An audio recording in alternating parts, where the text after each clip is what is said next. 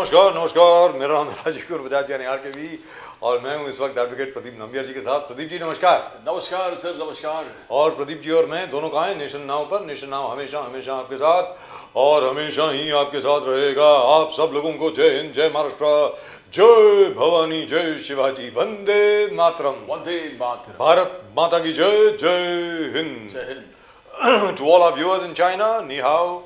To all our viewers in Japan, konnichiwa. Pradeep ji. Hamaru yako jambo to our viewers in East Africa, South Africa, the continent of Africa, wherever this speaks for Swahili. So Pradeep ji, Pakistani arms build up in and around Sir Creek. Yes. Sir Creek is the area right around Gujarat, near the run of Kutch. And by the way, this is for the information of all our viewers. We had captured that area in 1965, but because of the Tashkent Agreement, Prime Minister Lal Bahadur Shastri ji was forced to hand over Sir Creek, that part of Sir Creek, as well as most of Sir Creek is with us, of course. जो हम लोगों ने Sir Creek का जो हिस्सा हम लोगों ने ले लिया था हमारी फौजों ने, वो हमें वापस देना पड़ा पाकिस्तान को ताशकंद एग्रीमेंट के तहत, और साथ में हाजी पीर पास भी लौटानी पड़ी। ये आपको बता दें कि हाजी पीर पास क्योंकि हम लोगों ने लौटा दी, वही हाजी पीर पास को लेकर के पाकिस्तान ने 1999 में कारगिल पर हमला किया। अगर हाजी पीर पास हम लोग वापस नहीं देते। But Pakistanis are rattled by General Dwivedi's comment that any next misadventure and we'll wipe you out from the world map. I mean, it was a clear-cut threat to Pakistan that behave or you'll be not in the world map. And they're really rattled by it. They said, ये आप फिर एक बहाना करोगे और बहाना करके हम पे अटैक करोगे। I think what General Dwivedi said was very nice. What he said was, you will be wiped out politically and geographically. दोनों तरीके से आप geographically आप exist नहीं करेंगे world map पे। तो ये कहा उन्होंने, मतलब बहुत कड़क। The whole of Pakistan is in our range. That was earlier statement, and now it is direct threat, a very aggressive statement that Pakistan, the next misadventure, and you'll be wiped out from the world map. And now that's a great statement coming from a general. No other general, I don't think any other general ever spoke in this language. Earlier. This shows that he has got total Prime Minister Modi's total support, total backing to do all these things that he says. And we are prepared. Army should be prepared. That's what he said, we are prepared. आज तक क्या है कि Pakistani general ऐसे बात किया करते थे। हिंदुस्तानी जनरल ने पहली बार ऐसे बोला है, very frankly. Exactly. So which means something is happening. Actually, I'll tell you what has happened. I thought we would do it as soon as we start the show, but क्या हुआ है प्रदीप जी कि POK में जहां से Pakistan occupied Kashmir में जहां पर इनके आर्टिलरी पोजीशंस थे पाकिस्तानी आर्मी के, what has happened is we have knocked out about 14 of their posts. 14 इनकी जो आर्टिलरी गन्स है वो नॉकआउट कर दी पिछले 2 दिन में. There an artillery duel is going on, and the Pakistanis have suddenly realized that they have run out of ammunition, they have run out of shells, they don't have the money to buy new artillery shells. अब वो $7 billion का जो इनको IMF loan मिला था ना, वो तो खत्म हो गया सर। बिल्कुल, मतलब जो पहला उसकी $1.5 बिलियन की जो ट्रांच आई थी, बाकी $5.5 बिलियन आना है, वो तकरीबन खत्म हो गया है। अब क्या करें? अब ये कभी चाइना के पास भाग रहे हैं, कभी अमेरिका के पास भाग रहे हैं। And the best part is President Trump, he comes up with this great Gaza peace plan. ठीक है साहब, India supports it, Israel supports it, a lot of other people support it, और सबसे उसके एकदम बाद तीसरा नाम जो आया वो पाकिस्तान का नाम आया कि जनाब शहबाज शरीफ साहब और वो जो फील्ड मार्शल साहब हैं इनके आसिम मुनीर साहब, उन्होंने भी सपोर्ट किया है। और उन्होंने फिर ट्रम्प साहब ने अपना जो ट्रुथ सोशल है उस पर ट्वीट भी कर दिया कि ये सब है। उसके बाद पूरे इस्लामिक वर्ल्ड में इनकी थू थू होने लगी, that you have betrayed the Palestinians, आपने पैलेस्टीनियंस को धोखा दिया है, न जाने और कुछ क्या क्या किया है। तो अब शहबाज शरीफ साहब कहते हैं हमें तो दूसरी प्लान दिखाई गई थी, ये तो कुछ और है। मुनीर साहब भी यही बोल रहे हैं। सो ट्रम्प साहब हैज ट्वीटेड अगेन और posted again on truth social, which is gone viral everywhere, कि इन दोनों के तो सिग्नेचर हैं इस प्लान के ऊपर। तो दोबारा शहबाज शरीफ और आसिम मुनीर का बंदर बना दिया गया है। और ये हुआ bar and whole Pakistan is up in action. जैसे क्या कर रहे हो, ट्रम्प को आपने पूरे रेरत के पूरे साइड भेज दिए, पूरे जितने रेरत है हमारे मिनरल्स वेल्थ है उस चीज को आपने ऑलरेडी कैसे दे दिया ट्रम्प को। There's a facing a huge backlash out there and they are flip flopping, हाँ ना हाँ ना हाँ ना। प्रदीप जी आपको जानकर के अचंभा बिल्कुल नहीं होगा, हैरानगी आपको बिल्कुल नहीं होगी, because we have had this experience in Mumbai. Mumbai में पहले होता था ऐसे, रेरा के आने के पहले और बाकी हम लोगों के आने के पहले एक ही फ्लैट 4-4 लोगों को बेच दिया जाता था। सर वही रेयर अर्थ मेटल जो हैं इन्होंने सऊदी अरेबिया को बेच दिए, वही उन्होंने ईरान को बेचे, और वही इन्होंने टर्की को बेचे, वही इन्होंने चाइना को बेच दिए जिनके साथ इनकी पूरी एग्रीमेंट है, और अब वही चीज ये अमेरिका को बेच रहे हैं। और बेच भी रहे हैं, और उनका शायद है भी नहीं, बिकॉज बलूचिस्तान तो Baluchi army BLA is totally against them. जिस प्रकार से इनके खिलाफ रोज टेरर अटैक्स हो रहे हैं, दे सेड हमारे जगह, हमारे wealth is belongs to us, you have no right to sell it off. लेकिन प्रदीप जी ये अकेला देश है that behaves like one of these rogue builders. ये जो बिल्डर हुआ करते थे ना पहले मुंबई में, बिल्कुल, और दिल्ली में तो अभी भी बहुत हैं, वो एक एक फ्लैट 4-4 लोगों को बेच देते थे और फिर चारों को बोलते थे आपस में तय कर लो किसके पास जाएगा, you decide. That's what they do. No, one of the most important things to discuss is probably the Russian, जो initially कांग्रेस ने कहा कि failed diplomacy, your diplomacy has failed। जिस प्रकार से Jairam Ramesh and everybody took on the government, they said Russia is supplying JF-17 engines to Pakistan। Yes, That's what Jairam Ramesh and पवन खेरा और पूरे टूट पड़े थे मोदी सरकार पर। देखो क्या डिप्लोमेसी है आपके, आप कह रहे इंडिया रशियन चाइना जो एक्सेस होगा, ये होगा वो होगा, नया एक वर्ल्ड ऑर्डर होगा, and Russia selling J-17 engines to Pakistan, and as you said today Russia is claiming sir, the official statement from Russia has come, they are not supplying even a single engine to Pakistan। I mean, come on। so just प्रकार से without verifying you're jumping to conclusion and spreading kind of news that shocks the nation, because everybody was shocked when this news came that Russia is going to sell J-17 engines। Actually speaking, one should not be too surprised about it, because as far as the Russians are concerned, they've been supplying engines of the J-17 aircraft to the Chinese, and the Chinese have been selling them to Russia, to Pakistan, and this is the first time that the Russians decided to sell it directly to the Pakistanis, or there was news to that effect. The Russians have said very clearly, we are not going to sell anything directly to Pakistan. That's what they've said. So, and they say that this is a very mischievous report। ये जान करके किसी ने spread करी है खबर ये, क्योंकि as you know Vladimir Putin is due to come to India. Putin साहब यहाँ पर आने वाले हैं, तो उसके पहले आप एक नया शगुफ्ता आप छोड़ रहे हैं जाकर के कि ये आप कर रहे हैं वगैरह वगैरह वगैरह। सो I think that's sad.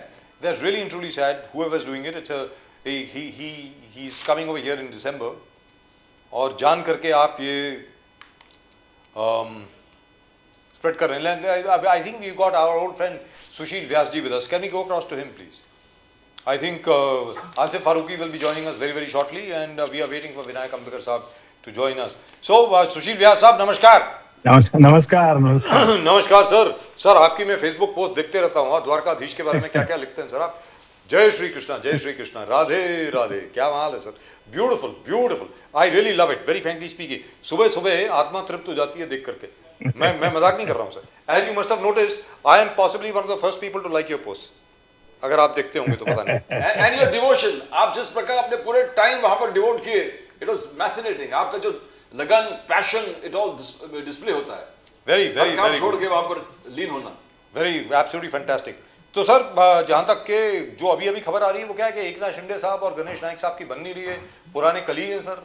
क्या हो रहा है सर ये महाराष्ट्र में? मतलब आई thought they would have great understanding with each other, after all दोनों के दोनों पुराने शिव सैनिक हैं। एकनाथ शिंदे साहब तो अभी भी शिव सैनिक हैं, तो they should, I thought they would get along together. Sir Sushil Vyas ji, if you would like to answer the question. जिन दो राजनीतिक विभूतियों का नाम आपने लिया, एक मेरे नेता एकनाथ राव जी शिंदे और एक भाजपा के विधायक मंत्री गणेश नायक जी का जी, ये तो सर्वविदित है। आपने ही कहा कि दोनों एक साथ कोई एक जमाने में उस शिवसेना में हुआ करते थे जब बाला साहब इस दुनिया में थे, और दोनों ही उनके शागिर्द थे। अब दोनों की राय राजनीतिक विचारधारा के रूप में अलग अलग है। एक बीजेपी में है, कि अपनी पार्टी के प्रमुख नेता है शिवसेना के, ठीक है, दोनों एनडीए के घटक दल में है, एक उप मुख्यमंत्री एक मंत्री है। तो अगर कोई बातें होती है जहाँ पे थोड़ा सा विचारिक भेद भी होता है तो ठीक है, इसका मतलब ये नहीं हो गया कि राजनीतिक विच्छेद कोई होने जा रहा है। लेकिन सर एक चीज तो है, इसमें कोई दो राय नहीं है। By the way we welcome Vinayak Ambekar साहब नमस्कार, thank you very much for joining us sir, so nice of you. नमस्कार सर, जय श्री राम। नमस्ते, हर हर नमस्ते महादेव। सर, नमस्ते आसिफ सर। फारूकी साहब, थैंक यू सर। अरे आसिफ फारूकी साहब क्या जय श्री राम। Good evening. अरे विनायक अंबेकर साहब, we are all very very fine and lovely to welcome you on the show sir after a long time.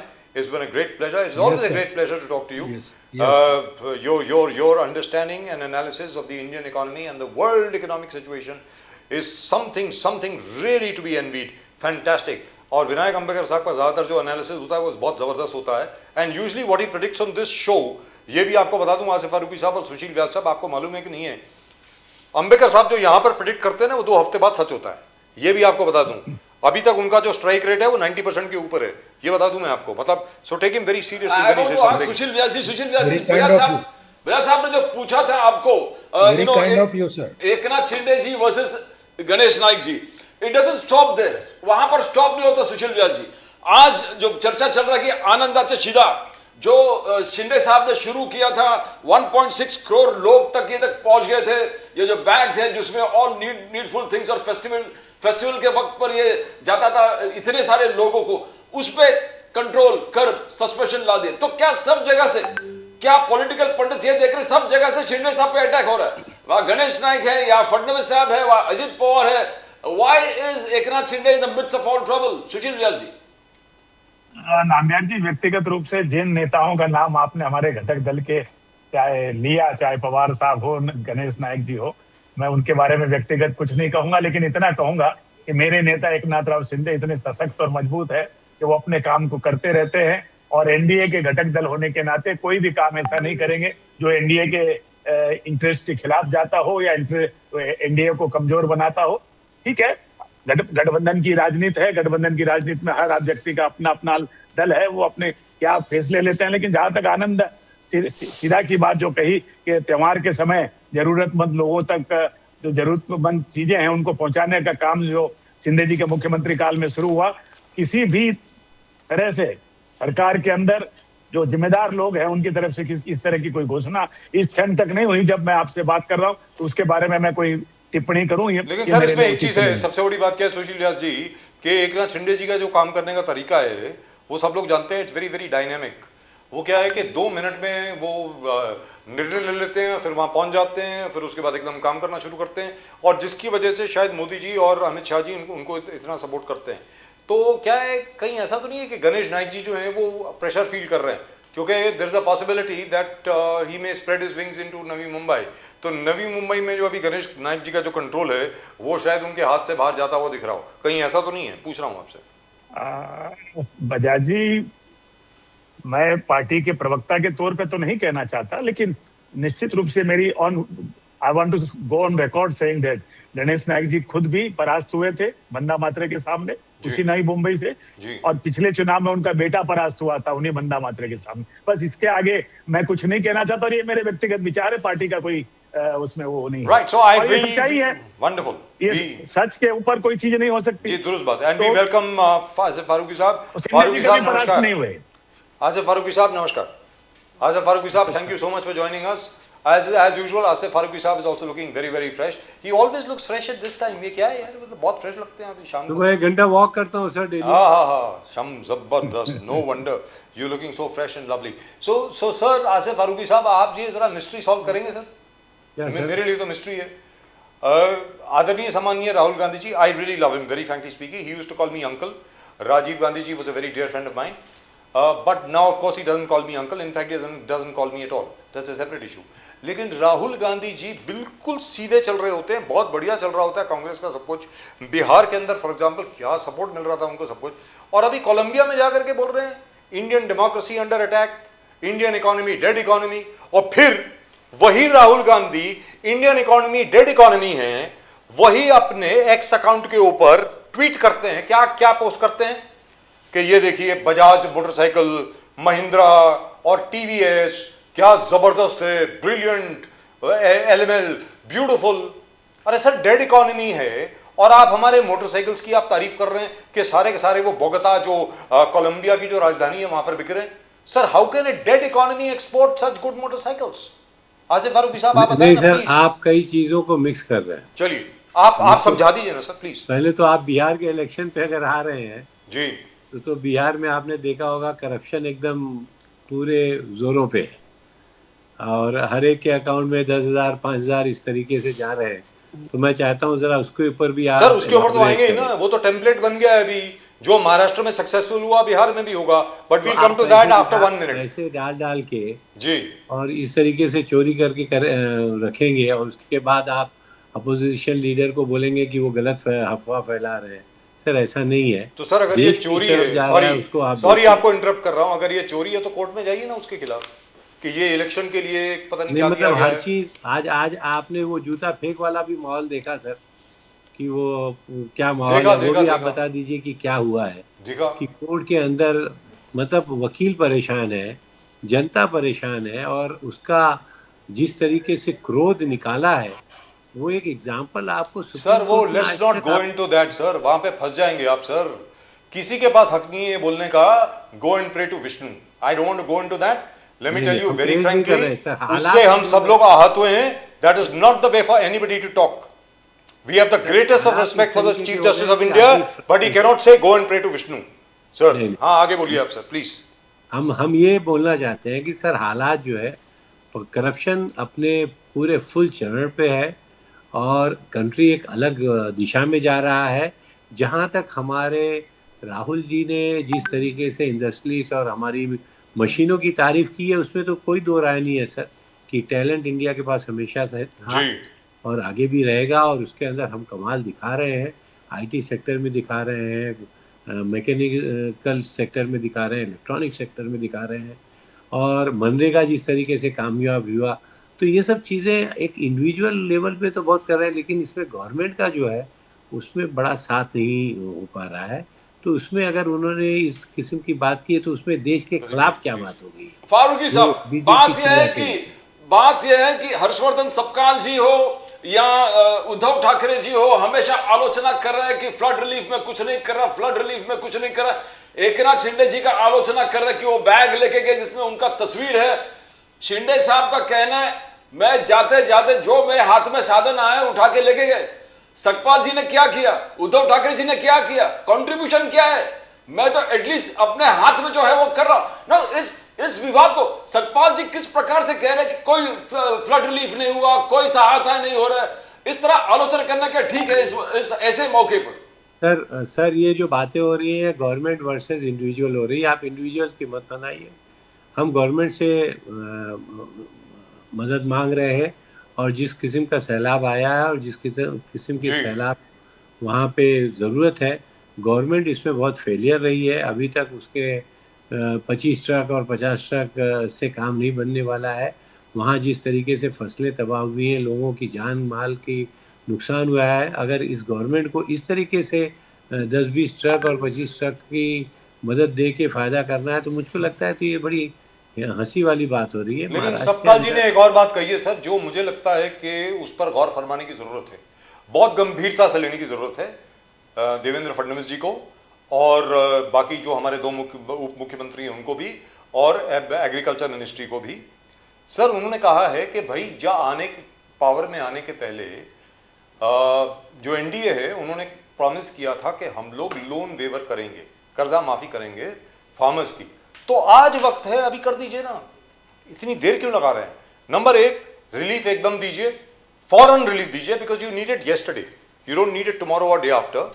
And secondly loan waiver, loans waive कर दीजिए अभी के लिए। चलिए लोन वेव नहीं कर सकते तो एटलीस्ट इंटरेस्ट तो वेव कर दीजिए, और इंटरेस्ट भी वेव नहीं कर सकते तो उसको रोल ओवर कर दीजिए।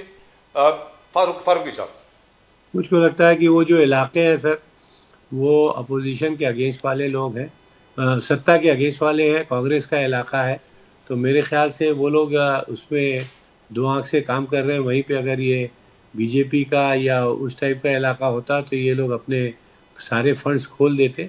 तो फिर भी आपकी बात बिल्कुल सही है कि अगर ये फंड्स दें तो ऐसा भी ना हो कि जो इन लोगों ने फार्मर्स ने लोन लिया है खुदा न खास्ता उसमें से फिर उसके इंटरेस्ट काट लें और उनके हाथ कुछ ना आए, और दाल कहाँ गई घी में और घी कहाँ गया दाल में वैसे ही रह जाए। और रियल में जो नुकसान हुआ है फार्मर्स का और वहाँ की जनता का, उनको कुछ हाथ न लगे। और सर उसके लिए तो जो मिनिस्ट्री ऑफ कोऑपरेटिव अफेयर्स है अमित शाह जी के under, I am certain with in I think 2 और 3 days वहां से जीआर निकल आएगा कि कोऑपरेटिव बैंक्स जो हैं, जो फ्लड रिलीफ के लिए पैसा आया उसको टच मत कीजिए प्लीज, इसमें से आप इंटरेस्ट नहीं निकालेंगे, the entire amount will go to the farmers, I think. और फारूकी साहब आप कह रहे हैं कि हमारा इलाका, इनके इलाका, पूरे इलाका तो इनका ही है, मायूथी के बच्चे कितने आपके इलाके, पूरे बरातोड़ा इनका है, पूरे विदर्भ इनका है, पूरे पश्चिम महाराष्ट्र नहीं, इनका लेकिन है। सर जो इतने मैसिव स्वीप कभी हुआ ही नहीं इतिहास में, ऐसे स्वीप लेके आए हैं मायूथी। अरे अभी इलेक्शन नहीं है ना सर जी, आप बिहार की तरफ इनका ज़्यादा ध्यान है, तो मुझको लगता है कि ये पैसे खिला के इलेक्शन जीतना चाहते हैं इस वक्त। अभी 4 साल के बाद है, ऐसे बहुत से हादसे होंगे। सर जनवरी की तक सारे म्यूनिसिपल कॉरपोरेशन जितने हैं 11 के 11 इंक्लूडिंग बीएमसी, वहां पर चुनाव होने हैं। एक चीज याद रख लीजिए, मुंबई और बाकी जितने भी कॉरपोरेशंस हैं they are connected to every area in Mumbai. ऐसा है मराठवाड़ा में जो किसान काम करता है उसका रिश्तेदार मुंबई में भी वोटर है, और नासिक में भी है, नागपुर में भी है। विदर्भ में जो किसान काम करता है जिसको फ्लड रिलीफ अभी चाहिए उसके लोग नागपुर में भी हैं, नासिक में भी हैं, मुंबई में भी हैं। तो ये मत कहिए कि सर इलेक्शन नहीं, इलेक्शन है, and it's a very important election sir. Mumbai का जो इलेक्शन है it is I feel it is far more important than many state elections, very frankly speaking. And अभी तक I am glad to see कि अब कांग्रेस ने भी काम करना शुरू कर दिया है। आई सी यू ऑन द रोड, आपके लोग जो हैं सड़क पर होते हैं, पोस्टर भी दिख रहे हैं, कल फिर हम जा रहे हैं सर, कल कूपर हॉस्पिटल जा रहे हैं, फिर उसके बाद एच वार्ड में भी हम लोग धरना देंगे कि हमारे काम क्यों नहीं हो रहे हैं, सड़कें एकदम बेकार हैं।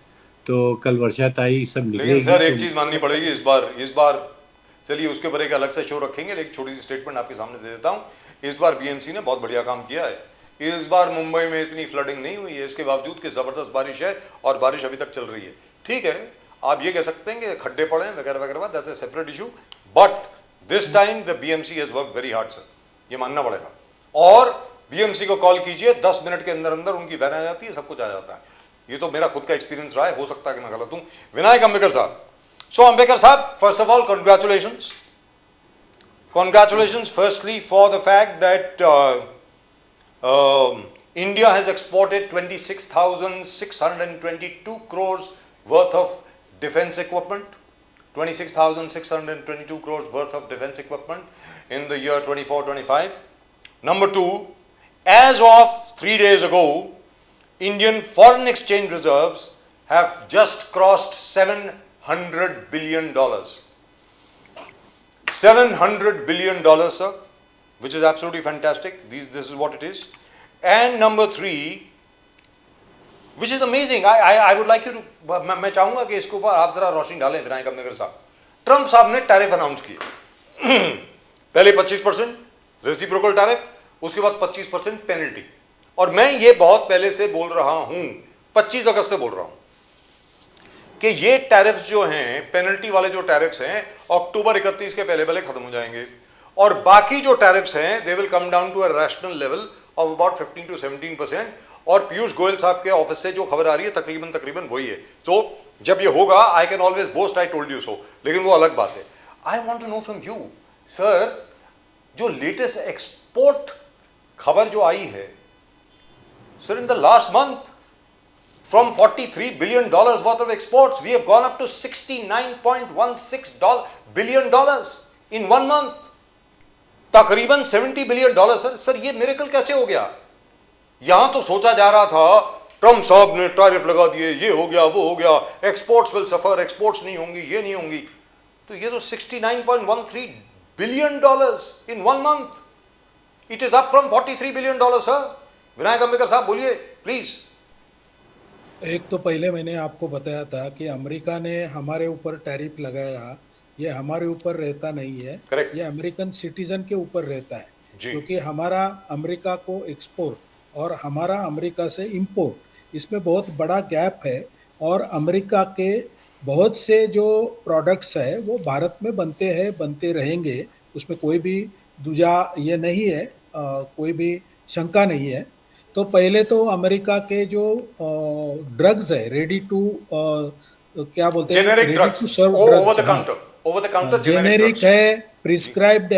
है, ब्रांडेड है, सभी प्रकार के ड्रग जो है वो उसका इंडिया बहुत बड़ा प्रोडक्शन हब है उनका। 40%। और अमेरिका को बेसिकली इस जो टैरिफ वॉर में ट्रम्प को ध्यान में आ गया है कि ये टैरिफ अमेरिका को तकलीफ देगा, अमेरिकन को तकलीफ देगा, जी। इंडिया को तकलीफ नहीं देगा।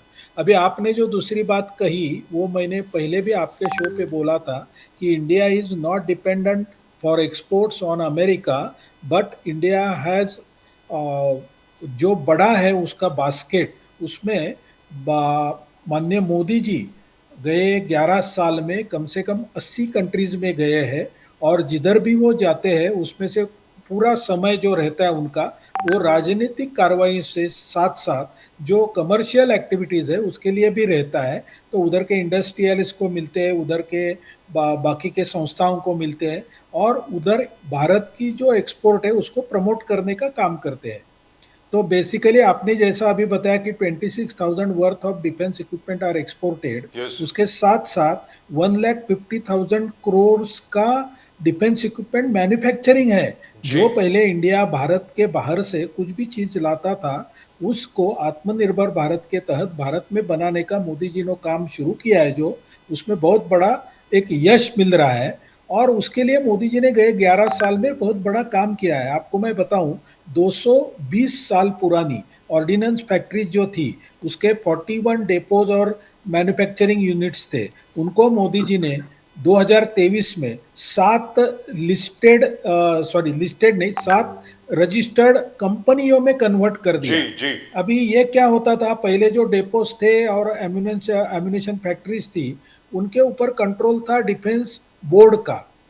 तो डिफेंस बोर्ड ये गवर्नमेंट ऑफिस था जिसका कंट्रोल जो था वो गवर्नमेंट की स्पीड से था। अभी मोदी जी ने जब इनको 7 कंपनीज में कन्वर्ट कर दिया तो उनको कंपनीज एक्ट के हिसाब से हर सालाना बैलेंस शीट पब्लिश करना है, उसमें सब रेशोज देना है, उसमें उनका प्रॉफिट कितना है, उनका लॉस कितना है, उनका इन्वेस्टमेंट कितना बढ़ा, उनको डेप्रिसिएशन कितना मिला, पूरा पब्लिक के सामने आ जाएगा। मोदी जी का कारोबार पूरा ट्रांसपेरेंट है, इसका ये बहुत बड़ा उदाहरण है।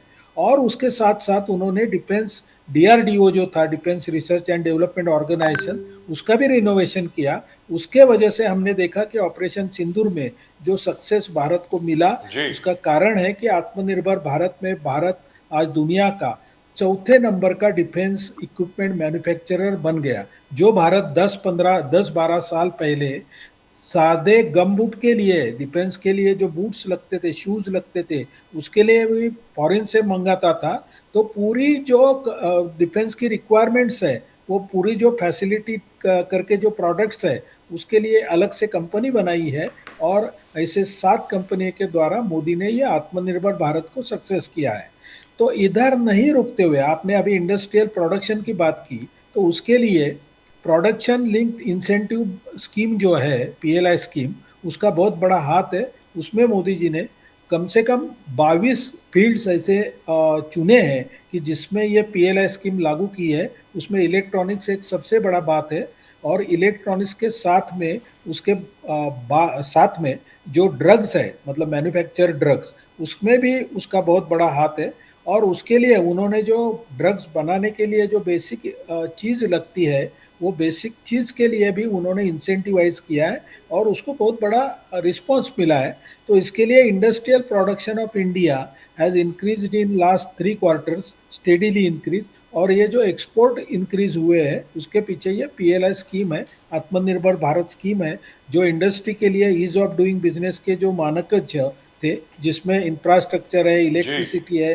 मोदी जी के पीरियड में इलेक्ट्रिसिटी बहुत आसानी से मिलती है। गुजरात में तो आज 24/7 इलेक्ट्रिसिटी मिलती है। महाराष्ट्र में भी पहले जितना इलेक्ट्रिसिटी कट होता था उतना नहीं होता है, आपने भी एक्सपीरियंस किया जी, जी, रहेगा। जी। तो ये सब चीज़ के वजह से, ईज ऑफ डूइंग बिजनेस की वजह से भारत का इंडस्ट्री जो है वो बहुत अच्छी तरह Let me से बढ़ state रहा something है। here, sir. Sir, I would like to state something here. आपने DRDO को मेंशन किया, आपने इसरो को मेंशन नहीं किया। ISRO is, I think, also a great part of what happened during Operation Sindoor, and is also a great part of what is going to happen later. Operation Sindoor 2 has already started. I don't know whether you know about it, क्योंकि sir creek के ऊपर जो उनकी mobilisation वगैरह हुई है, there are 14 bases in J&K which we have destroyed just 2 days ago, 2 दिन पहले। Here, I am very happy to say this. By the way, because I am connected to a family where more than half the people are in defense. This is a matter of great pride for me, sir. जिस company का आपने अभी जिक्र किया ना, ordnance factory से उनको अलग कंपनी रजिस्टर कर दी. Do you know what's happening now? Sir, now we are getting orders to export Indian-made tanks. Indian-made armor is going to be exported. That's what is happening. Number two, one of the largest buyers of Indian defense equipment is the United States of America. In case you want to know, USA के जो सारे guidance system बनते हैं ना sir, वो सारे हिंदुस्तान से बनते हैं. दूसरी चीज, जो हमारा तेजस मार्क 2 है, sorry mark 1, mark 2 we are not importing anything. Mark 1 के 100 जो इंजन्स हैं, we have just close the deal with GE, General Electric. उनके 5 इंजन अभी डिलीवर हो चुके हैं. सो टैरिफ्स की वजह से कुछ खास फर्क पड़ने वाला नहीं है. That's what I am saying. So and number 3, which is what I would like to ask you before I go back to Sushil Vyas ji. क्या है कि क्या प्रदीप जी, जयराम रमेश जी ने बोला ना जी रशिया के बारे में, जयराम रमेश जी ने और बाकी सब लोगों ने कहा कि JF-17 जो उनका चाइनीज मेड एयरक्राफ्ट है, Russians are supplying 100 engines to them. ये हर जगह पे खबर फैली हुई थी. आज रशिया से ऑफिशियल स्टेटमेंट आ गई है, sir, we are not supplying anything to Pakistan. They have said very very clearly, and this is a mischievous attempt on the part of some people to try and undermine the visit of Vladimir Putin to India. So what's happening here? Why should such a news go all around? Ambedkar sir. Sir, Congress के नेताओं के ध्यान में ये नहीं आता है, जब वो मोदी जी को नीचा दिखाना चाहते हैं तो वो मोदी जी को छोड़ के देश को नीचा दिखा के जाते हैं. जैसा आपने JF-17 की बात की, जब 2 दिन पहले हमारे डिफेंस के एक बड़े अफसर ने बोला था कि हमने जो जेट्स गिराए थे पाकिस्तान के, उसमें जो नष्ट किए थे, उसमें अमेरिका के भी थे और चाइना के भी थे. तो उनको लगा कि हम कुछ बड़ा ढूंढ के निकालेंगे और इनका जो एक बड़प्पन का बात है, मतलब जो गर्व का बात है, उसको नीचा दिखाने का कोशिश करेंगे. उसमें वो हमेशा की तरह फेल हो गए और उन्होंने मोदी जी को, या मोदी जी के काल में जो प्रगति हुई है उसको नीचा दिखाने के लिए, देश को नीचा दिखाने का कोशिश किया और उसके लिए उनको रिटॉर्ट मिल गया रशिया से. तो ये हमेशा की बात है, हम अभी उसके ध्यान भी नहीं देते. अंबेडकर साहब, आरएसएस कांग्रेस का कहना है, जयराम रमेश, पवन खेरा कहना है कि you can not defeat Rahul Gandhi by ideology, तो RSS wants to destroy him physically. जैसे गोडसे साहब ने महात्मा गांधी के खिलाफ किया, वैसे आप राहुल गांधी जी के खिलाफ करना चाहते हो, बिकॉज आइडियोलॉजी के लिए आप राहुल गांधी को खत्म नहीं कर सकते आप फिजिकली. जैसे पिंटू महादेव आप ही के स्पोक्स पर्सन कहा खुलेआम टेलीविजन लाइव डिबेट में कि राहुल गांधी जी को गोली मारना चाहिए. तो क्या गोडसे वाले टैक्टिक्स आप अपनाने चाहते हो? You want to physically eliminate Rahul Gandhi. क्या आप आइडियोलॉजी से उनको बीट नहीं कर सकते? How do you see that? Ambedkar साहब, that's very serious statement against you. ये मैं आरएसएस का लास्ट 40 साल से स्वयंसेवक हूँ. मैं हर रोज शाखा में जाता हूँ. मैंने कभी ऐसा कोई बात सुना नहीं. या आपने जो नाम लिया पिंटू कुछ है, हाँ, कोई आप ही के स्पोक्स पर्सन है. हाँ, वो केरला के स्पोक्स पर्सन हाँ, है. हाँ. और हर एक व्यक्ति का एक आदत होता है, उसका आदत रहेगा बहकावे वाले बात करने का. शायद वो पुराना कांग्रेसी भी रहेगा, हो सकता है, मुझे मालूम नहीं है. तो बेसिकली ऐसा है कि राहुल गांधी को आइडियालॉजिकली डिफीट नहीं कर सकते. ये उसमें in itself it is a big statement. Rahul Gandhi ji के पास कोई आइडियालॉजी है, ये बहुत बड़ा विनोदी स्टेटमेंट है, जोकुलर स्टेटमेंट है. राहुल गांधी जी ने गए 1 साल में कभी भी ये जो ईवीएम मशीन है उसका बात नहीं किया. अभी वो वोट चोरी का बात करते हैं. उसके 1 साल पहले देखेंगे तो साल भर वो ईवीएम मशीन का बात करते थे. उसके 1 साल पहले देखेंगे तो राफेल जेट का बात करते थे. उसके 1 साल पहले देखेंगे तो चौकीदार चोर है बात करते थे. तो इसको आप यदि आइडियोलॉजी मानना चाहते हैं तो मैं आपको खाली नमस्कार कर सकता हूँ. तो ऐसा कोई आइडियोलॉजी राहुल गांधी जी का जो है वो सेल्फ डिफेक्टिंग आइडियोलॉजी है. उसमें उनको ये जो अभी आज बिहार का इलेक्शन अनाउंस हुआ है, उसमें उनको करारा जवाब जनता के तरफ से मिलेगा. फिर बाद में हम बात करेंगे, मैं ज़्यादा बात नहीं करना चाहता हूँ. तो इतना ही है कि राहुल गांधी जी को आइडियालॉजिकली डिफीट नहीं कर सकते. ये स्टेटमेंट मेरे को आज का जोक ऑफ द डे लगता है। Right, ये so पवन let's go. खेरा और जयराम रमेश और पूरे सीनियर कांग्रेस लीडर्स ने आप पे आरोप किया है। It's not our statement, it's their statement, Congress statement. Sir, Vinayak Ambekar साहब, before I go to Sushil Vyas ji, वो क्या है, वो लाडली बहन योजना थी मध्य प्रदेश में, जिसका जिक्र अभी भी किया आसिफ फारूकी साहब ने कि हर एक के बैंक अकाउंट में पैसे आ गए। वही चीज़ आपने महाराष्ट्र में करी, हर एक के बैंक अकाउंट में लाडकी बहना योजना आ गई। वही चीज़ आप बिहार में कर रहे हैं। So is there a template now? जहाँ पर भी चुनाव होगा, जहाँ पर आपकी सरकार होगी, हर एक के बैंक अकाउंट में पैसा आ जाएगा and money talks, as you know. और आपको ये कहा जा रहा है कि now you are buying votes. So is that the new template that you will be working on, sir Vinayak Ambekar sir? Definitely not. Ladli Bahna Yojana Maharashtra में आज भी शुरू है, दिल्ली में सिमिलर योजना शुरू है। जिधर भी हमारी बहनाओं को ज़रूरत है उनको एम्पावरमेंट के लिए पैसा दिया जाएगा। वैसे बिहार की जो योजना है जिसमें एटमोस्ट 1 करोड़ महिलाओं को 10,000 रुपया दिया है, ये उनके एम्प्लॉयमेंट जनरेशन के लिए है। उन्होंने खुद का कुछ काम शुरू करे, वो आत्मनिर्भर हो जाए, इसके लिए दिया हुआ है। तो this is not a template, ये तो एक उनके लिए दिया हुआ सौगात है, ये एक उनके लिए दिया हुआ एक साथ है। तो उसमें ऐसा कोई टेम्पलेट होने का सवाल नहीं आता। Sir, for 20 years you didn't do it. You've done it now. For 20 years you've been in power off and on in Bihar. So why now, just before the elections? Ambekar साहब, जैसा है कि कोई रिपोर्ट के हिसाब से अभी जो जरूरत है वो अभी सामने आई तो अभी काम कर दिया, उसमें Right. क्या टाइमिंग का क्या सवाल आता है? सुशील व्यास जी, लाडकी बहना योजना जो एकनाथ शिंदे जी जब मुख्यमंत्री थे उनके टाइम पर ये शुरू की गई, और एकनाथ शिंदे साहब ने सीधी बोला कि ये मेरी योजना है and I am very happy with it. Now BJP is using that same plan in Bihar. Is that true, Sushil Vyas जी?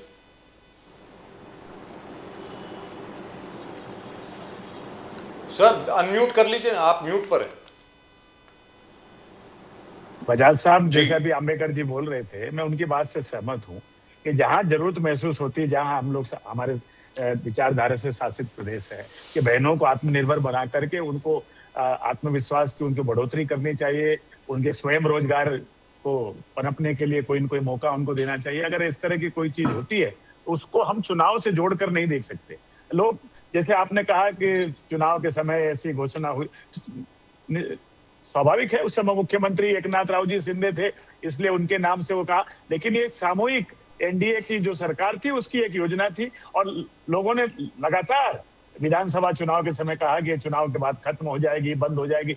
मैं समझता हूँ 1 साल करीब चुनाव को हो गया, वो योजना चल रही है। हमारी तमाम लाड़की बहनें जो इसके लिए योग्य थी उनको हर महीने वो जो निर्धारित राशि वो मिल रही है। तो इस तरह की राशियां जो है, भारत के संविधान में डायरेक्टिव प्रिंसिपल है कि जब जरूरत होती है समाज के किसी तबके को तो उनको आत्मनिर्भर बनाने के लिए, उनको प्रोत्साहित करने के लिए ये एक सरकार जो है उनका कर्तव्य बनता है, और उस कर्तव्य निर्वहन के लिए डायरेक्टिव प्रिंसिपल के तहत संविधान के ये इस तरह की योजना लानी पड़ती है। इसको चुनाव से जोड़ देना एक, मैं समझता हूँ, अल्पकालीन जोड़ना पड़ेगा।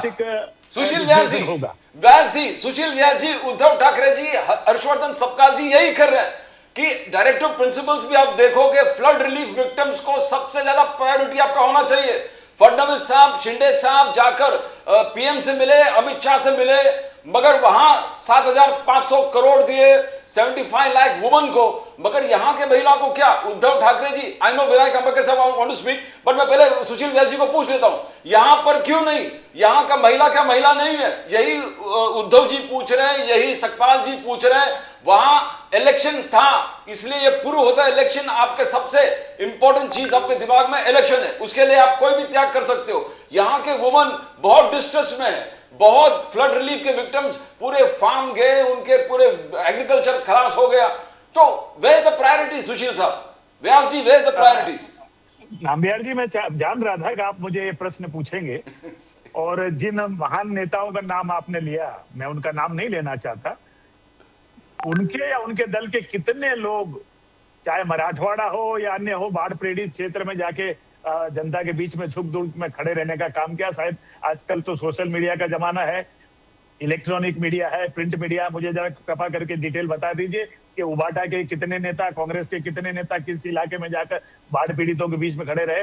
लेकिन हमारे एनडीए के नेता, विशेषकर मेरा नेता एकनाथ राव शिंदे, पानी के उस बाढ़ में गया, वहां पे जाकर जो भी हमसे यथासंभव प्रयास करके जो देवेंद्र मदद फडणवीस पहुंचाने भी का काम था वो किया। और हमारा सबसे बड़ा जो जिसको कहते हैं हमारा कुंभ का मेले जैसा मेला होता है, दशहरे का मेला साल में एक बार होता है जहाँ पे हम विचार देते हैं, लेकिन उस समय भी उन्होंने कहा नहीं, मेरे महाराष्ट्र के लोग बाढ़ में पीड़ित हैं, इसलिए मुंबई और थाना के छोड़ के कोई यहाँ पे नहीं आएगा, सब अपने अपने एरिया में जाके बाढ़ पीड़ितों के बीच काम करेंगे, उनकी मदद करेंगे, स्वच्छता अभियान चलाएंगे, उनके लिए सहयोग का काम करेंगे। ये है तरीका। और क्या चाहते हैं ये लोग? और इन्होंने क्या 5 बिस्किट के पूड़े भी बांटे क्या जाके वहां पे? मैं समझता हूँ, कोई फोटो दिखा दीजिए कांग्रेस या उबाटा की तरफ से 5 पार्ले जी बिस्किट भी कहीं सहायता के रूप में पहुंचे हो। हमने कम से कम जितना यथायोग्य सहायता हो सकती थी एनडीए की तरफ से वर्तमान सरकार के नुमाइंदों ने वहां पे करने की कोशिश की है, और अभी भी केंद्र सरकार के माध्यम से जितनी भी मदद हो सकती है उतनी मदद पहुंचाने की प्रयास वर्तमान राज्य सरकार देवेंद्र फडणवीस जी के नेतृत्व में कर रही है। इसमें कहीं दो राय हो तो बताइए। अंबेडकर साहब, you want to say something? व्यास जी ने अपने तरफ से एक्सप्लेनेशन दिया। Where is the priorities, Ambedkar साहब? फ्लड रिलीफ या इलेक्शन बिहार? एक तो आपने पहले मिक्स कर दिया, बिहार में पैसा देना, उसे महाराष्ट्र का फंड कोई भी कमी नहीं होता। महाराष्ट्र में लाड़के बहना योजना चालू है, जो बहना डिस्ट्रेस में है उनके लिए महाराष्ट्र गवर्नमेंट ने एक सर्वे करके भेजा हुआ है।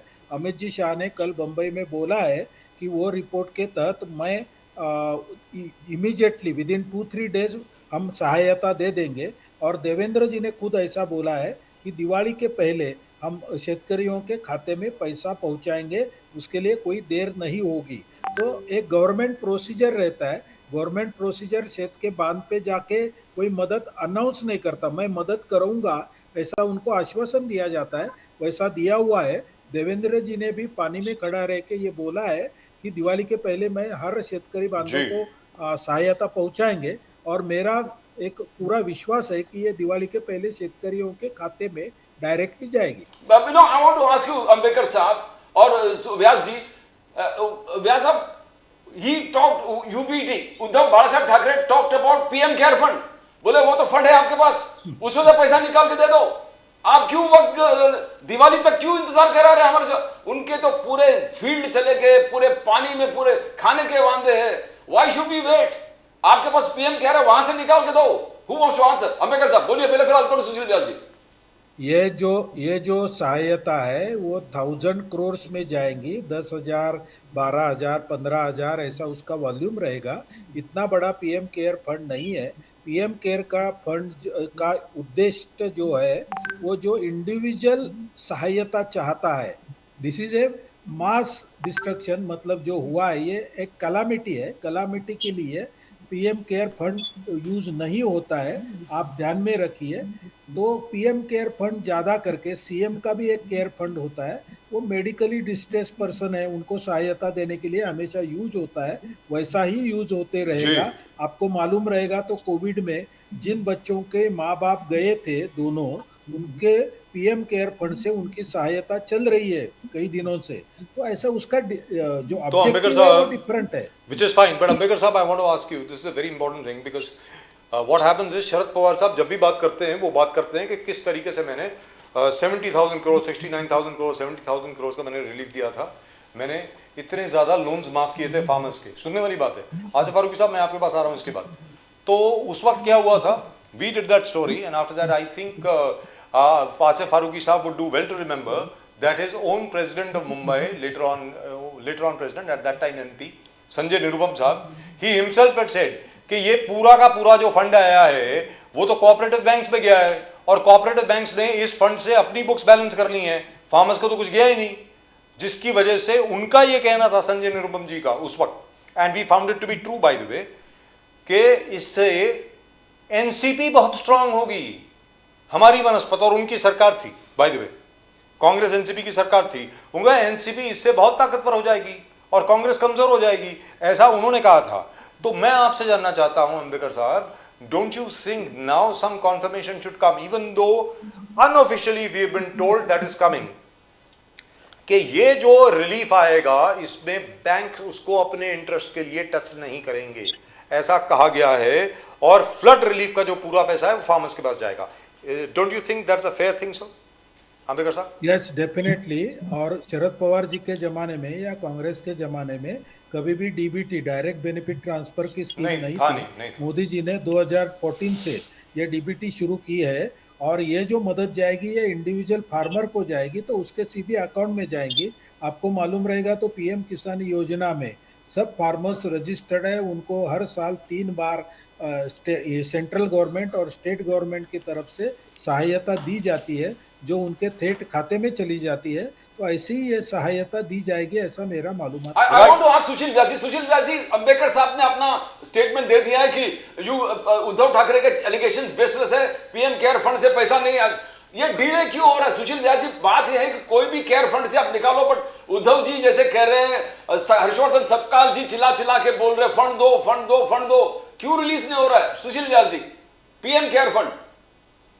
हाँ नामबिहार जी, जैसे अंबेडकर जी ने कहा, मैं भी उस बात को दोहराना चाहता हूं कि हर फंड एक विशेष उद्देश्य के साथ बनता है।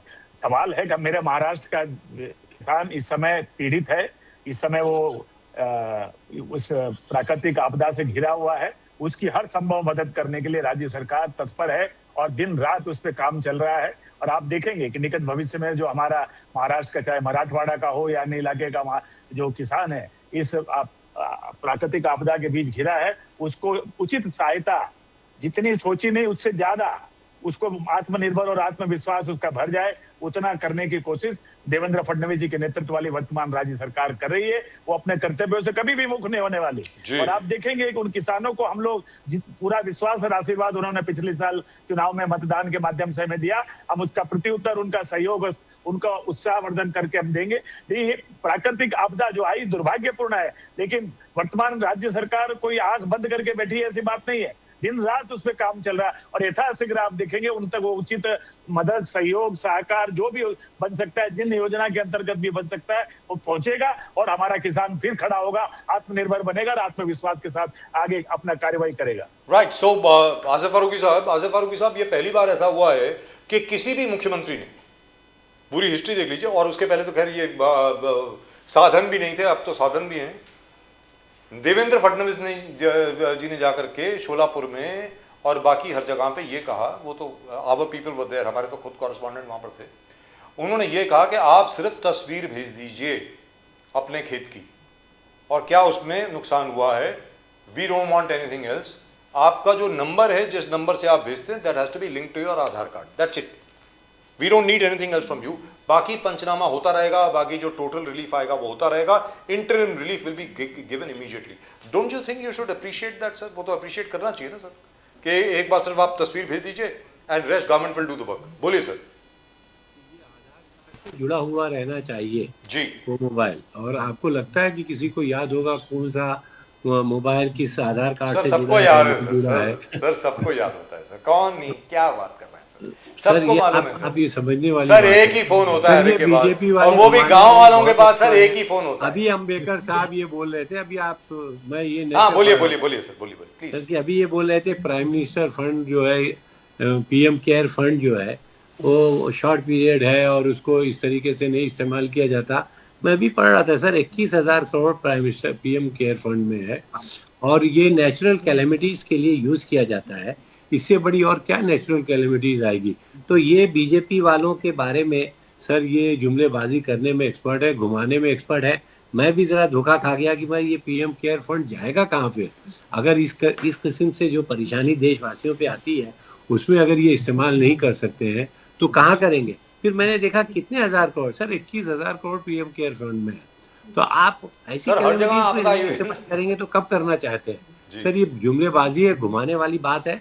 हम कोई झूठ बात नहीं करना चाहते हैं। आज इनको राहुल जी के बारे में ये लग रहा है कि इनकी कोई समझ ही नहीं है, जो इनकी क्या सोच है। आइडियोलॉजी जो कहा अंबेडकर साहब ने, आइडियोलॉजी आपके पास है, वो जो एक दूसरे को लड़ाओ और सत्ता में रहो, ये इनकी सोच है। हमारा ये है सबका, सबसे प्यार, सबका विकास, सबका साथ, हम सबको लेके चलते हैं। ये तो हिंदू मुसलमान, राम मंदिर और मस्जिद के उसमें लड़ा के लोगों को आज तक इन्होंने ये सत्ता हासिल की हुई है। तो तो मुझको सर वो नहीं जो लगता है कि किसी कंपनी में इन्होंने कितने लोगों को, कितने बच्चों को नौकरियां दिलाई सर। 1 करोड़ नौकरियों का इन्होंने वादा किया था, कहाँ ये सब सर आज वो दूसरा डिस्कशन हो जाएगा sir. No, but I want to ask you- नहीं, but one second, he said something. I would like to ask आज you. आप नेचुरल कैलेमिटी ये सब परेशानी आई है सर आपको। नेचुरल कैलेमिटीज हर जगह आई है ना सर। पीएम केयर फंड कितने कितने को देगा? नेचुरल कैलेमिटी आई पंजाब में, हालत खराब है, हिमाचल प्रदेश में, उत्तराखंड में, महाराष्ट्र में। आज 21,000 करोड़ ये अपने पीएम केयर फंड को सर 21,000 करोड़ कहाँ से? 1 लाख करोड़ खर्चना पड़ेगा सर पूरे हिंदुस्तान में सर। वो दैट्स अ सेपरेट इशू। कम से कम जो आपने कहा कि ये उनके कर्जे माफ कर दे, जी कर्जे माफ करने चाहिए, ये मैं मान करके चलता हूँ, क्योंकि प्रॉमिस किया गया था। लेकिन मैं आपसे एक और चीज पूछ रहा हूँ सर। आपने कहा ये तो हिंदू मुस्लिम करते रहते हैं, तो सर ये आई लव मोहम्मद की जो ये जो मूवमेंट चल रही है, ये भी आर यू इन फेवर? ये अपनी जो मन घड़त वाली का पार्टियां हैं जो उनसे हाथ पीछे से मिलाए हुए हैं इनके जरिए, वरना आज तक सर आई लव मोहम्मद मेरे दिल के अंदर है, मैं करता हूँ। हर मुसलमान उसको दिखाने की जरूरत नहीं है सर। हमको बैनर लेके चलने की जरूरत, बंद करिए उनको सर। मैं वही पूछना चाह रहा था, क्योंकि हमारा जो आशा है वो दिल से है। बिल्कुल दुरुस्त बात, आई एग्री विद यू। ये सब and any event, in any event Farooqui साहब, लड़ाओ। अभी आप नमाज पढ़ के आ रहे हैं फारूकी साहब, रूल करो। फारूकी साहब करते थे कि एक दूसरे को लड़ा के अपनी सत्ता हासिल कर। फारूकी साहब दूसरी बात यह है कि बैनर में जो लिखा हुआ आई लव मोहम्मद, मुझे तो ऐसा लगता है कि that is blasphemous, it is sacrilege. सल्लल्लाहु अलैहि वसल्लम का नाम आप वैसे तो ले ही नहीं सकते। हम ले नहीं सकते, बिल्कुल नहीं ले सकते। You have to write prophet Muhammad peace be upon him, और यू हैव टू राइट सल्लल्लाहु अलैहि वसल्लम। ये आई लव मोहम्मद तो कोई मुसलमान लिख ही नहीं सकता। ये सब वो दाढ़ी वाले और कुछ इस टाइप के लोगों को करके ये लड़ा के ये दिखाना चाहते हैं कि, और ये इलेक्शन के वक्त क्यों आ जाती है सब बातें सर। बट आसिफ फारूकी साहब, गजवा हिंद ये भी एक बहुत टॉपिक निकला है। पूरे उत्तर प्रदेश में योगी आदित्यनाथ को स्टेटमेंट देना पड़ा कि गजवा हिंद इस धरती पर असंभव है, हम होने नहीं देंगे, और जो बात करेंगे उनको हम नरक में भेज देंगे। से कोई ताल्लुक नहीं है। हमको प्रेयर्स अपने घर में, अपने मस्जिद में, अपने दिल से लगा के करना है। हमारा मामला दिल से है, आपको दिखावे का कोई मामला नहीं। अगर ये चंद लोग करते हैं या खुदा न खासा इसके पीछे किसका हाथ है, ये मेरे ख्याल से गवर्नमेंट को पता करना चाहिए। और ये हम लोगों को लड़ा के एक दूसरे से अपना सत्ता हासिल करना चाहते हैं, वरना मुसलमान कोई भी आतंकवादी नहीं है और वो इस किस्म से कोई काम करना नहीं चाहता है सर। पर आसिफ बकवास बात है। I'll come back to flood relief in Maharashtra. आपने अंबेडकर साहब का सुना, आपने सुशील व्यास जी का सुना ना। डू यू डेफिनेटली कांग्रेस जैसे सपकाल जी एक्यूजेशन कर रहे हैं कि 7,500 करोड़ वहां पर आप तुरंत इलेक्शन के लिए दे सकते हो, बिकॉज इलेक्शन से पहले उसके बाद एक हफ्ते में इलेक्शन भी डिक्लेयर हो गया आज। तो महाराष्ट्र आपका प्रायोरिटी क्यों नहीं है? 50,000 पर हेक्टर आपने मांगा है कि किसानों को दे दे, तो एटलीस्ट घोषणा तो करो कि हम 50,000 देंगे, 5 लाख देंगे जिसका जमीन ध्वस्त हो गया है। तो ये घोषणा क्यों नहीं कर रहे? आप 5 दिन के बाद दे दो, दिवाली से पहले। दिवाली तो बहुत दूर है, तो घोषणा तो करे सरकार। बिहार में कर सकते हैं, इलेक्शन है। सतपाल जी ने जो आरोप लगा दे किस हद तक ठीक है फारूकी साहब? तो हम तो यही बात कर रहे हैं ना सर कि ये इस किस्म के जो जुमलेबाजी करते रहते हैं और ये अपना दिखावा करते हैं। जहाँ पे इलेक्शन है वहाँ पे ये पैसे बांट रहे हैं, लेकिन जहाँ पे ज़रूरत है, जहाँ पे नेचुरल कैलेमिटीज हुई है, वहाँ पे ये लोग कुछ नहीं कर रहे हैं। यहाँ पे 200 ट्रक लेके गया, 50 ट्रक गया, कांग्रेस ने क्या किया, ये सब पॉलिटिक्स ये लोग बैठ के करते हैं सर, जुमलेबाजी करते हैं। और बेचारे गरीब किसानों को धोखेबाजी में लगाए हुए हैं। क्यों नहीं ये माफ़ कर देते? जो हमने पहले भी, इससे पहले भी कहा कि क्यों नहीं उनके कर्जे माफ़ कर देते। इतनी सुसाइड हो रही है महाराष्ट्र में, कम से कम 13-15 रोज़ाना हो रही है। किसान जो है सुसाइड कर रहा है सर, उस पर भी गवर्नमेंट का कोई ध्यान नहीं है। और दिन ब दिन ये नंबर्स बढ़ते चले जा रहे हैं सुसाइड के। उसके लिए गवर्नमेंट को अपने लेवल पे कुछ करना चाहिए। और प्रॉमिस किया था, चुनाव में प्रॉमिस किया था सर, इलेक्शन कैंपेन प्रॉमिस था कि farmers loans will be waived. There was a campaign promise. I hope they really and truly, look at it. So, Ambedkar sahab, this I love Muhammad. Sir मैं इजाजत लूं sir. Thank you sir, thank you very much. All the best sir, God bless you. Bye bye. Thank you very much. बस एक ही बात और last में कह के जाऊंगा सर, आई लव मोहम्मद के ऊपर कि peace be upon him, Peace be ये upon सब जरूरी है। जी। ये बिछड़े हुए नादान लोग हैं, उनका ये बेजा इस्तेमाल करके हमको बदनाम करने क्या की बात है, साजिश so you are blaming the BJP again for it. Sir, अब वो कौन लोग हैं Wonderful. मैं ये नहीं, गवर्नमेंट Right. को पता करना चाहिए। जी, ये बिल्कुल। हमारे लेवल पे पता नहीं हो सकता है सर, हम धोखा खा जाएंगे। अंबेडकर साहब, ये बहुत you sensitive are being issue given है, the credit. मेरे लिए भी है और गवर्नमेंट के लिए भी है। Sir All the Congress best. आपको हर चीज Thank का you. क्रेडिट देती है सर आजकल। थैंक यू फारूकी साहब, थैंक यू। फारूकी साहब, thank you so much for joining us. Ambedkar साहब, you are being given the credit for everything including the I love Mohammad movement. Sir जो उनको उनके लोग खुद नहीं संभालने को आते हैं तो उसके लिए भी बीजेपी को ब्लेम करेंगे, फिर बोलेंगे शिंदे साहब ने ऐसा बोला, अमित शाह ने ऐसा बोला, उसने ऐसा बोला। तो उनको क्या अभी कुछ बहाना मिले बस बीजेपी को ब्लेम करने के लिए, एनडीए को ब्लेम करने के लिए, इतना ही उनका मतलब रह गया है। जो लेकिन जो सर क्या बोलते भाई, वाजिब है, मैं आपसे लॉजिकली पूछ रहा हूँ sir, because you are a man of economics, you know everything. Is it logical or is it even feasible to waive off farm loans? I don't think so, very frankly. Looking at the fiscal position of Maharashtra, farm loans कैसे waive off करेंगे sir? You can't do it. How can you do it? आप बताएं sir, अंबिकर साहब। sir, basically loans are given by financial institutions and banks. Yes. जब आप wave of की घोषणा करते हैं तो उनके बैलेंस शीट बिगड़ जाते हैं। Correct. तो उनको रिकैपिटलाइजेशन गवर्नमेंट को करना पड़ता है। Correct. आपको मालूम रहेगा 2014 से पहले जो लोन बांटे गए थे, फोने लोन की, इनकी जो स्कीम थी कांग्रेस की, यूपीए की, उसके वजह से 10 लाख करोड़ रुपए के एनपीए खड़े हो गए थे, जो 2017 में हमारे शासन में एनडीए में आइडेंटिफाई हो गए।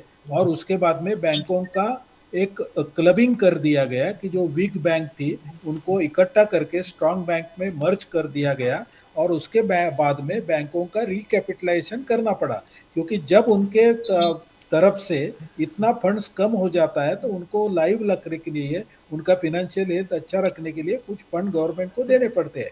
तो ये जो लोन वेव ऑफ है, ये बहुत सोच समझ के, उसके पूरे जो क्या इम्पैक्ट है वो सोच के उसके बाद में किया जाता है। ऐसा किसी ने भी बोला, उद्धव ठाकरे जी ने बोला कि बाबा वेव ऑफ कर दो, तो हम नहीं कर सकते क्योंकि वी आर रिस्पॉन्सिबल गवर्नमेंट, उसका प्रोसेस चालू है। अंबेडकर जो भी साहब, हमारा अंबेडकर साहब, RSS has always talked about unity. Mohan Bhagwat ji ने अभी जब बात किया, उन्होंने कहा there is no religious discrimination, सभी हमारे हैं, हमारा उनका ऐसा नहीं है।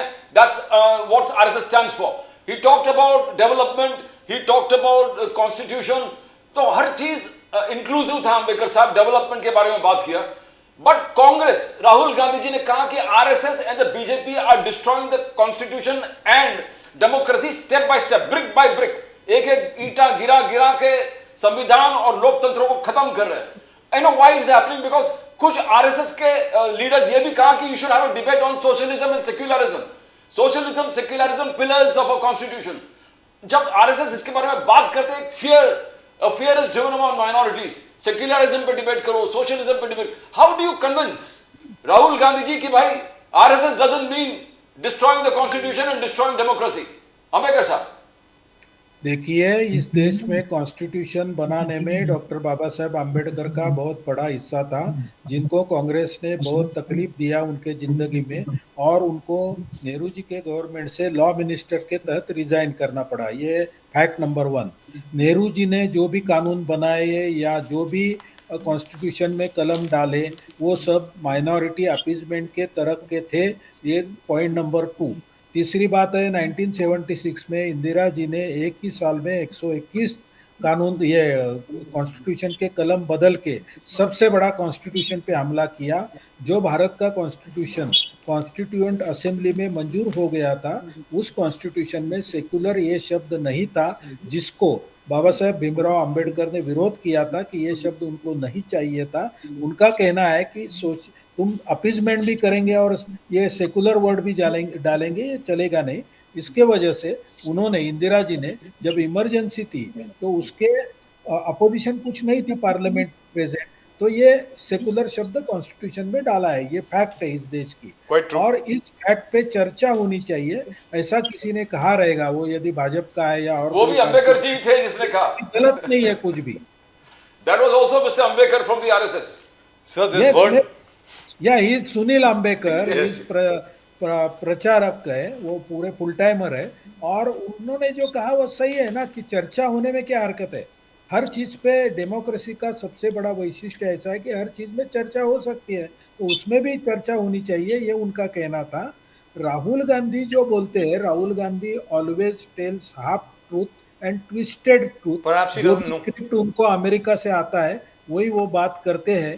तो उनको उनको ही वो बहुत बार सेल्फ गोल भी मारते हैं। वो बोलते कॉन्स्टिट्यूशन पे सबसे बड़ा हमला बीजेपी ने किया। अभी उनकी जो दादी थी उन्होंने सबसे बड़ा हमला किया ना। ये तो पूरे वर्ल्ड पे रिकॉर्ड है उनका, कि सबसे बड़े कॉन्स्टिट्यूशनल चेंजेस उनके समय में लाए गए, और वो लाने के लिए उन्होंने इमरजेंसी का इम्पोजिशन किया था। तो ये सब चीज जो है राहुल गांधी की, उनका हाफ नॉलेज है, तो उसमें कोई महत्व देने की And जरूरत नहीं let है। us not संघ का forget, काम संघ let का us काम सब समाज को जोड़ना है, और संघ उसमें यशस्वी है और उसका काम कर रहा है। and let us not forget the Shah Bano case. Let yes us not forget that, because that really goes to the heart of the constitution. Let's be very clear on that. Supreme Yes. Court की judgement को लेकर के आपने जो fundamental structure है constitution का वो आपने बदल दिया। You can't do that, but you done it. So आप क्या कर सकते हैं उसके बारे में sir? The fact remains, but it is very, these are good time for you, क्योंकि आपके सामने जो अपोनेंट है वो आप ही की मदद कर रहे व्यास हैं जी। बार बार। अंबेडकर साहब, सीधी सादी बात है, यू वुड लव इट कि राहुल गांधी जी कंटिन्यू करें और इसी तरह कंटिन्यू करें। आपको ज्यादा मेहनत करने की जरूरत नहीं है। आपके सामने कोई जो अपोनेंट है, एक अकल वाला अपोनेंट हो, वाइज अपोनेंट हो, वो नहीं है अभी। आपको पूछ रहे व्यास जी, वोट चोरी एक बड़ा मूवमेंट है। आपका इलेक्शन एनालिसिस बहुत परफेक्ट रहता है, नॉलेज भी इलेक्शन और इस पे बारे में बहुत जबरदस्त है। वोट चोरी क्या एक मूवमेंट बनेगा पूरे देश में? राहुल गांधी जी, कांग्रेस अपबीट है, बोले कि ये जयप्रकाश नारायण का मूवमेंट, जेपी का मूवमेंट जैसा ये मूवमेंट है, और इट विल एनगल्फ पूरे देश में, हंगामा कर देगा, इलेक्शन कमीशन को अपने नीज में लेके। तो आपने हर चीज का एनालिसिस पहले भी दिया है। क्या वोट चोरी एक कैंपेन है, जयप्रकाश नारायण वाले मूवमेंट है? व्यास जी, बिहार जी, ये तो सबसे बड़ा आश्चर्य है कि जिस जयप्रकाश नारायण के खिलाफ इनकी दादी इंदिरा गांधी ने बड़ा कठोर कदम उठाया, उनको जेल भेज दिया, आज उन्हीं के पोते उन्हीं का नाम लेकर आंदोलन चलाने की बात कर रहे हैं। उनका गुर्दा ये भी सबसे खराब बड़ी कर दिया। उपलब्धि है वर्तमान सरकार की। अब दूसरी वोट चोरी की बात, जिस लाल किताब को लेके राहुल गांधी जी तमाम देश में जगह जगह पे सुबह शाम रात घूमते हैं, उसी किताब को अगर वो ढंग से पढ़ लेते तो जिस वोट चोरी का जिक्र वो करते हैं तो शायद वो समझ जाते कि वो जो कह रहे हो अपनी ही हंसी उड़ा रहे हैं। उन्होंने, मैं उदाहरण के लिए अभी सेकंड प्रेस कॉन्फ्रेंस में, पहली प्रेस कॉन्फ्रेंस में बेंगलोर के बारे में भी बोल सकता हूं, आप जानते हैं, मैंने आपके ही चैनल पे कहा भी है डिटेल में। और अब जो सेकंड प्रेस कॉन्फ्रेंस में उन्होंने बेंगलोर के नजदीक, गुलबर्गा के नजदीक आलंद विधानसभा क्षेत्र, महाराष्ट्र के राजूरा विधानसभा क्षेत्र के बारे में कहा, वहां जो जो बातें उन्होंने कही, उन्होंने अपने ही आत्म विरोधी बातें बाद में उस सेम प्रेस कॉन्फ्रेंस में कह दी। जैसे 6,900 वोट कोशिश की गई, उसमें FIR फाइल हुआ, अंतोगत हुआ उनका जो वहां से निर्वाचित विधायक है वर्तमान में, बसवराज पाटिल, BR पाटिल, मेरे व्यक्तिगत मित्र हैं, वो 1980 से वहां के हारते जीतते 6-7 बार जीतने वाले MLA हैं। वो खुद कहते हैं मैं 10,000 वोट से जीता हूं। अब 6,900 वोट कोशिश की गई बढ़ाने की, लेकिन नहीं बढ़े क्योंकि FIR फाइल हो गई। आप इलेक्शन कमीशन से और क्या चाहते हो? जी, आप क्या चाहते हो कि इलेक्शन कमीशन और क्या करे? कानून के अनुसार जो कदम उठाना चाहिए था सरकार आपकी है, वहां पे लोकल पुलिस की मदद नहीं मिल रही है, ये ऑन रिकॉर्ड है। लोकल पुलिस की मदद जब इन्वेस्टिगेशन में नहीं मिलेगी तब तक हम अपराधियों को कैसे ढूंढ पाएंगे? क्या मोदी जी जाके अपराधियों को ढूंढेंगे?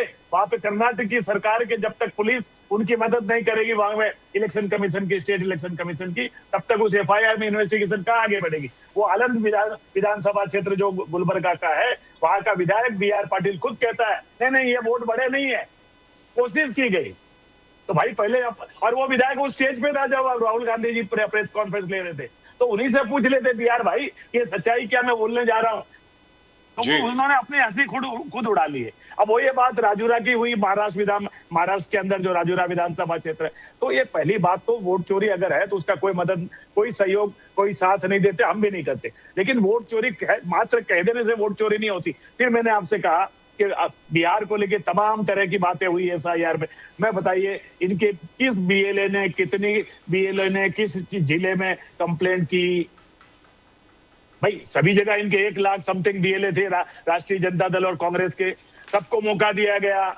आपने एक भी कंप्लेंट की क्या ये इलीगली डिलीट हुआ या इलीगली हुआ? आप मतलब प्रक्रिया को अपनाओगे नहीं, उसमें जाओगे नहीं, फॉर्म 7 भरोगे नहीं, फॉर्म 6 जो भरे गए उसमें ऑब्जेक्शन लोगे नहीं, और आकर के प्रेस कॉन्फ्रेंस करोगे हम आज हाइड्रोजन बम फोड़ेंगे, आज हम फलाना बम फोड़ेंगे। अरे भाई वो सुतली बम है, वो कोई हाइड्रोजन बम नहीं है, और वो कोई बम आप जो फोड़ रहे हो वो हम गलियों में फोड़ा करते थे, वो सुतली बम है 55 में। तो आप अगर कोई प्रक्रिया से बात करोगे तब तो है, संवैधानिक जो प्रक्रिया है उसमें अपनाने का तरीका था।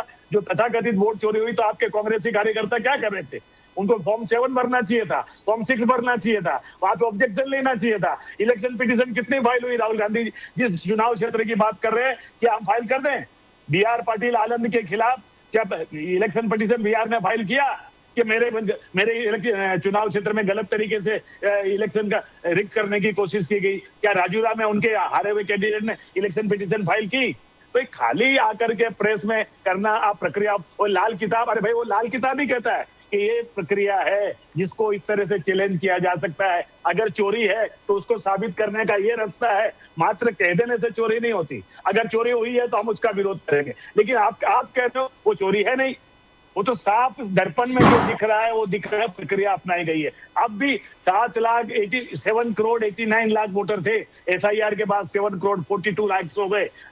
आपने कौन सी प्रक्रिया अपनाई?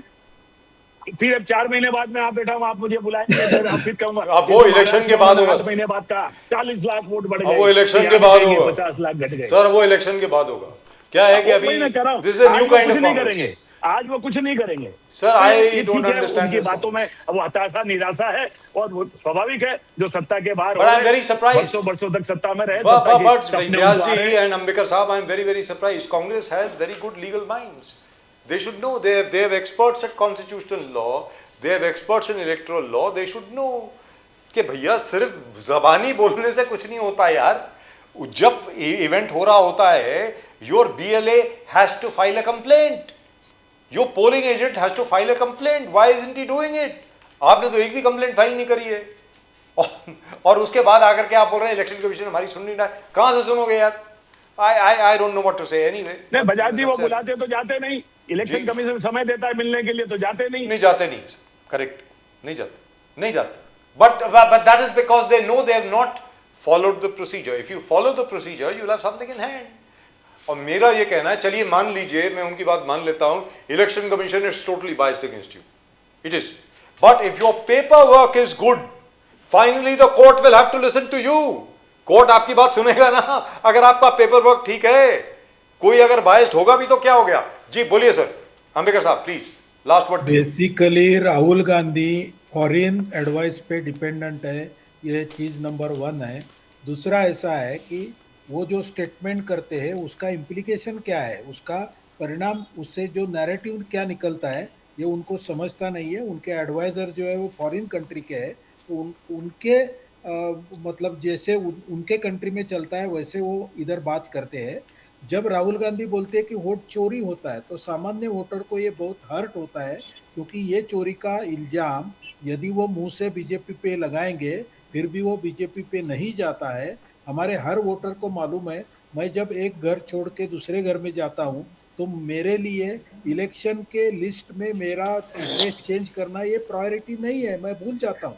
मुझे याद कभी आता है जब इलेक्शन आती है और मैं जाके बूथ पे खड़ा रहता हूँ तो मेरे उसको बोलते कि तुम्हारा नाम है, ये बूथ पे नहीं है वो बूथ पे है, तो वोटर को मालूम पड़ता है। तो ये वोटर का अपमान है, ये हमारा अपमान नहीं है। ये बीजेपी का नाम लेने से, इलेक्शन कमीशन को दोष देने से कुछ नहीं होता है।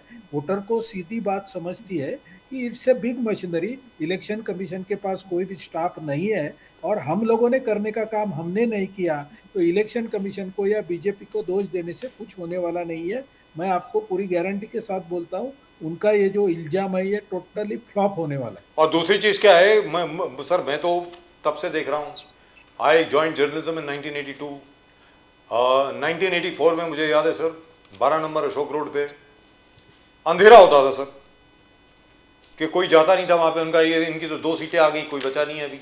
सर मैं आपको बताऊं, my wife and I, at that time she was not my wife, she became my wife later, we were both journalist, we used to go there anyway, 12 Ashok road पे जाते थे।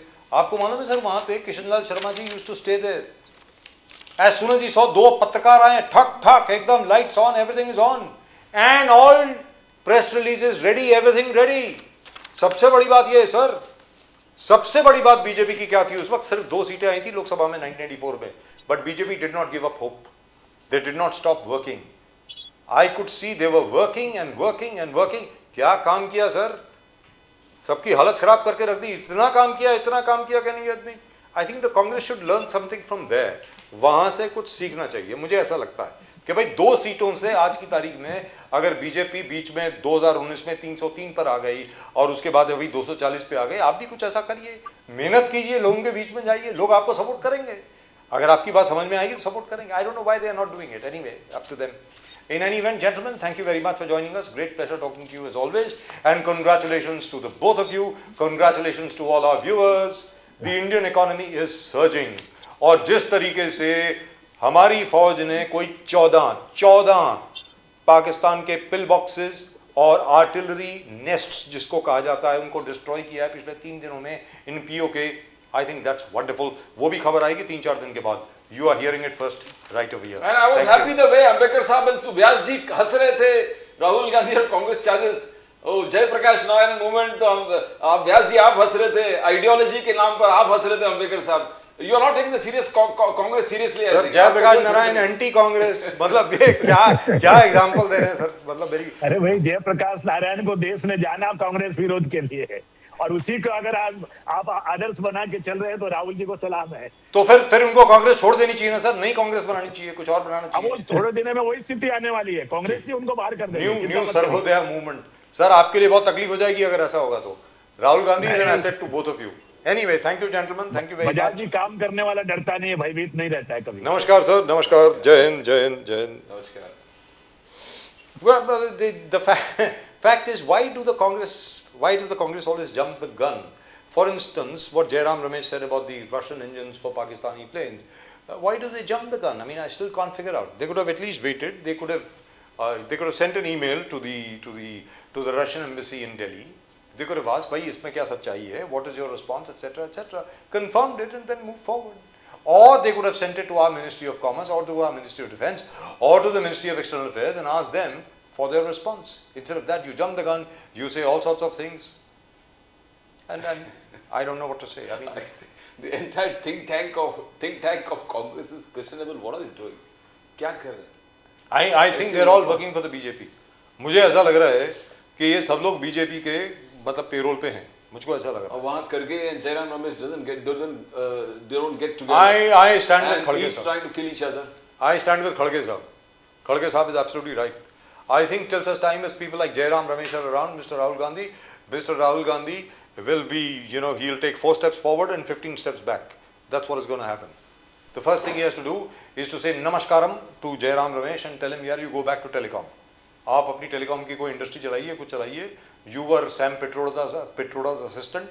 Both he and Jairam Ramesh are both working to see to it that the BJP destroys the Congress. मुझको ऐसा लग रहा है. Anyway, I could be wrong. I hope I'm wrong. Well, that's it. That's all we've got for you in tonight's show. आज के show में सिर्फ इतना ही. दोनों प्रदीप जी और मेरी तरफ से आप सब लोगों को नमस्कार. जय हिंद, जय महाराष्ट्र, जय भवानी, जय शिवाजी. और अगर आपने सब्सक्राइब नहीं किया चैनल को, भैया सब्सक्राइब कर लें. Subscribe to the fastest growing channel of the nation. The fastest growing channel of the nation, Nation Now. और पूरी नेशन नाउ की टीम की तरफ से आप सब लोगों को भारत माता की जय. जय हिंद. Jai Hind.